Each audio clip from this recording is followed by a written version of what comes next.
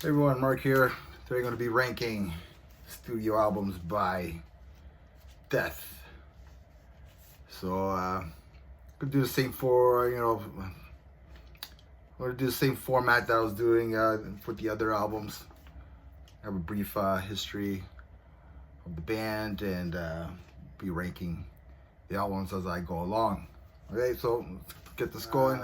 Roughly founded in 1983 by Chuck Schuldiner under the name Mantis in Almonte Springs, Florida.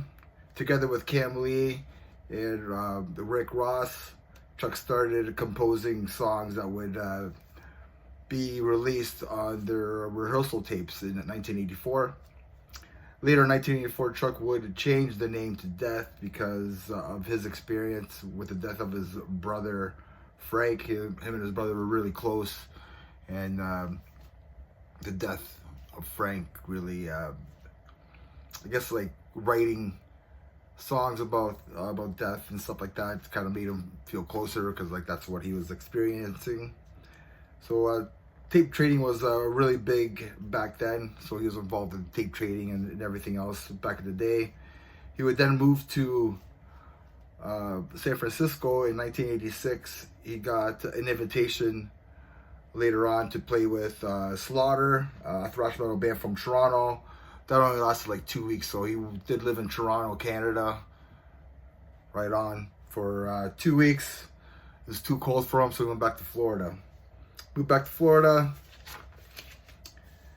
Then he went back to San Francisco, because San Francisco's cool, where he met Chris Reifert in April 1986.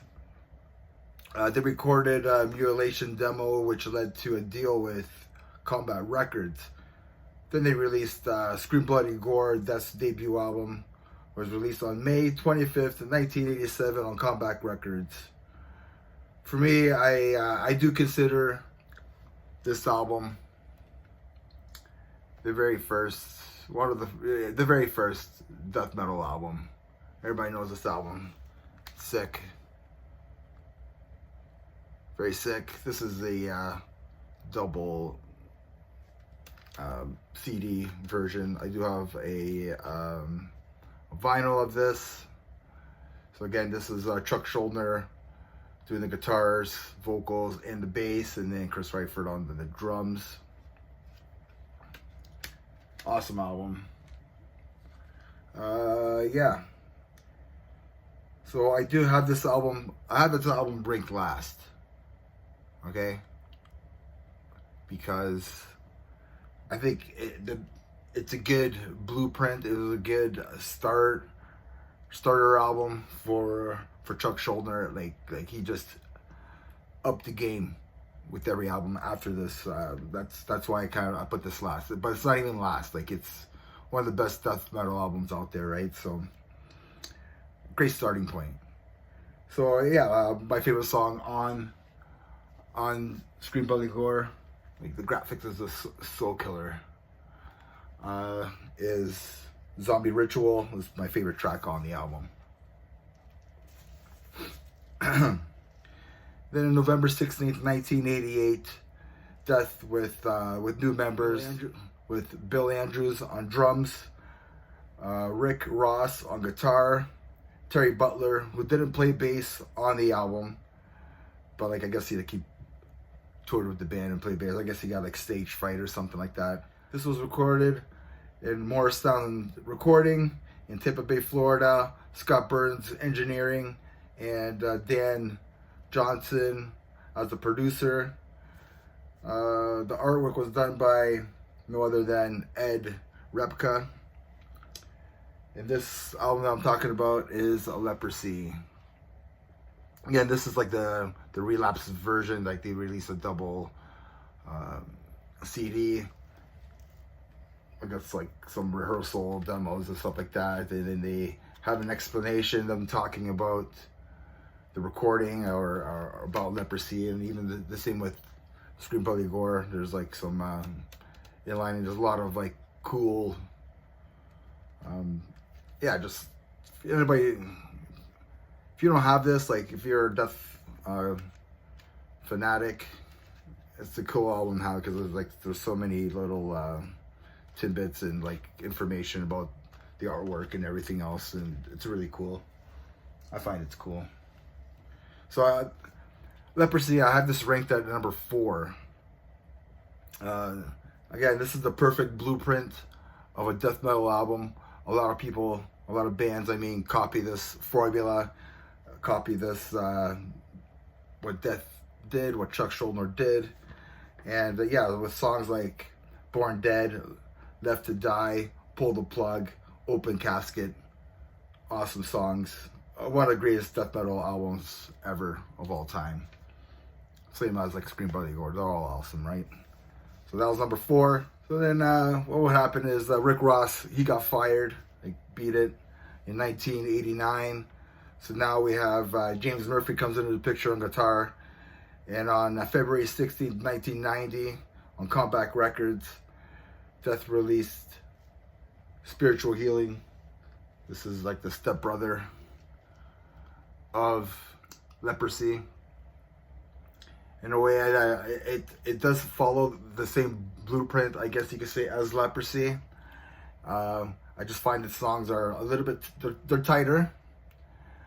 They're tighter and a lot more technical guitar playing. Yeah, so this time Chuck moved away from the gore and the horror lyrics. He wanted to focus more on real life horror like serial killers and drug addictions. I had this album ranked as at number 6, so Spiritual Healing at number 6. Again, I was saying before, I think the guitar playing is better compared to Leprosy. It's more technical. Songs are a bit longer, but I just find like Leprosy is it's catchier. It's in your face. It's just awesome. Awesome songs on here are Living Monstrosity, Within the Mind, Spiritual Healing, which is probably one of their best songs ever. And yeah, so what happened here was Chuck didn't tour in Europe. They went to tour in Europe, but he didn't go or something. And then the band still played. So I guess it was like Terry Butler and Bill Andrews, and then it was like the guitar tech. And I don't know, what of the roadies, I think, sang or something, and Chuck found out about this and like fired everybody, like, which understandable. Like, why are you singing these songs and the main guy is not there? Like, I don't know. You should have followed suit what Chuck was doing. I guess like the tour wasn't adequate or something that he didn't like about the tour. It is what it is, right? So James Murphy didn't last very long either. I think right after the recording, he ended up leaving.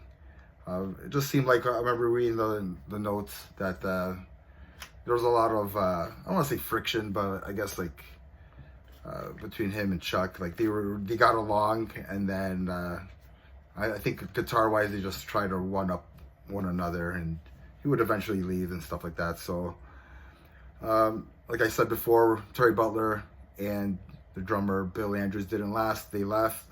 They got fired. They're fired. And then, so Chuck ended up recruiting members from Cynic, which is Paul Mavito and Sean Reinhardt on drums. He also got Steve DiGiorio on bass for the next album, which is Human, which was released on October 22nd, 1991 on Relativity Records. And I have this album at number 2. And again, this is the double album there, which has like rehearsals and some studio demos, you know. So yeah, every song on here is freaking awesome. This is probably one of the best like progressive death metal band albums ever. It's a stylistic change to more technical, complex, and progressive songwriting compared to their previous releases. This was recorded at More Sound Studios, produced by Chuck and Scott Burns. Like I said, every song on here rips. This is a perfect album, a masterpiece. It's the band's best-selling album. Flattening of Emotions, like Suicide Machines is probably like maybe my favorite song on the album. They're all really good.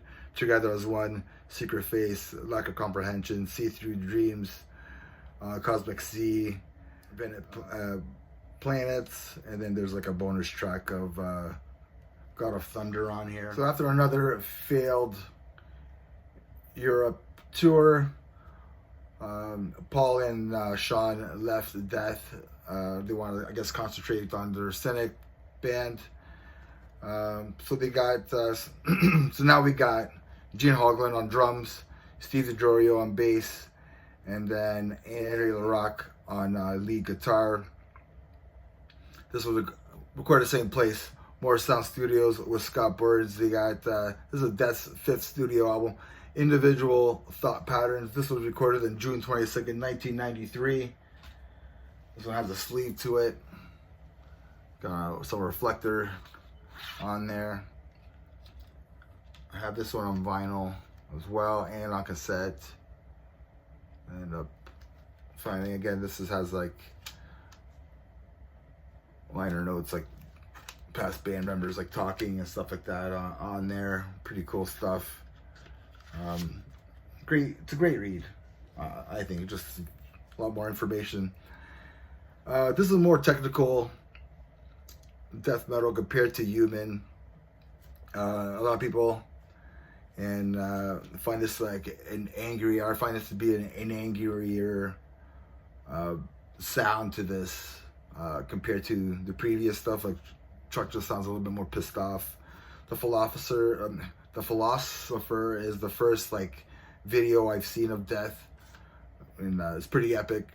And you know, they're like walking through the forest or whatever. I thought that that song was pretty killer. Of course, Overactive Imagination is a pure aggressive track. Inhuman Form has like riff for days. I just love that track as well. Jealousy is another killer track. Trapped in a Corner, another killer track. When I first like listened to this album, I think back in like the late 90s or when I got into Death, this I probably would have picked this last, but like I think more and more as I listen to this album, like now, like I love it every more that I listen to it. I guess this is my number 5, if I didn't say that already. So number 5 is Individual Thought Pattern, and I think it's for me it's a grower. It took me a long time to like get I probably didn't get the whole technical riffing on the album, especially also like new to metal, especially brutal death metal or just death metal in general in the late 90s. So their next album, which was Symbolic, Death's 6th studio album. This was released on March 21st, 1995 on Roadrunner Records. The album features Bobby Cobble on guitar, Kelly Coggan on bass, and Gene Hoglan on drums. Of course, you gotta have Gene Hoglan on there again, magnificent drummer. And of course, we got Chuck Schuldiner, right? Again, recorded at Morris Sound Studio, produced by Jim Morris and Chuck this time, not Scott Burns. This is a mix of technical death metal and some melodic death metal and some groove elements in there. I have this album at number 1. Just have the CD. I've been trying to find this thing on vinyl. It's just like it's like $200 or $300 every time that I go on Discog for this album. I'm just not gonna pay that much. Yeah, every song on here rips. It's just an awesome killer album. Of course, you got Symbolic, Zero Tolerance, Empty Words, Sacred Serenity, Thousand Eyes, Without Judgment, Crystal Mountain, another killer. And yeah, a couple other songs on there. Just a masterpiece of an album. After Symbolic, Chuck broke up Death after tensions with Roadrunner. I remember reading that like he didn't like that Roadrunner put an advertisement of Symbolic with like Deicide and a bunch of other death metal bands, I guess, like albums that were coming out roughly at that time in 1995, and like in a magazine, and he's just like, no, I guess like he got really pissed off. He didn't want to be associated like with that. Like, I guess he was saying this wasn't like a death metal album compared to those ones, or whatever it was. So he was like really pissed off about that it got advertised as that. Not too many people knew about this album. I guess it's like, you know, underground. I remember reading the article when I got into like the next album I'm gonna talk about, and like them talking about Symbolic, and like that's why I went out and bought Symbolic. It was just yeah, man, awesome album. Yeah, Death would release one more album called The Sound of Perseverance, which was released on August 31st, 1998 on Nuclear Blast.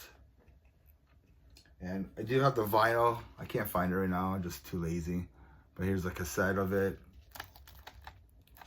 This way, I guess like that was like the whole reissue that Relapse did. And the new lineup.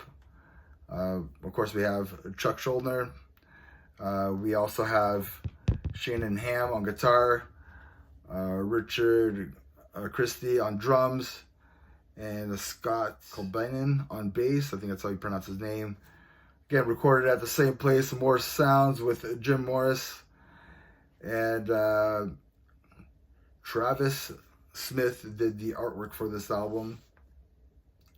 Yeah, this was my introduction to the band. I fell in love with them right away. I remember reading the article on Breedword Bloody Nickels, and Chuck Schuldiner was on the cover. I remember reading that article, and I just fell in love with the band like right away. I went out and I bought Sounds of Perseverance, and I think maybe a couple weeks or a few weeks after I bought Symbolic.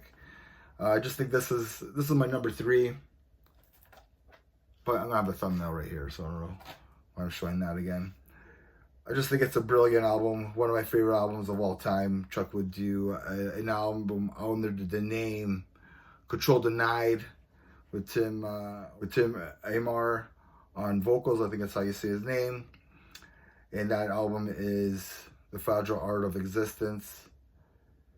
That was released on November 30th, 1999, and Nuclear Blast. I guess that was the deal. Like they wanted. I didn't rank this with the albums. That's it.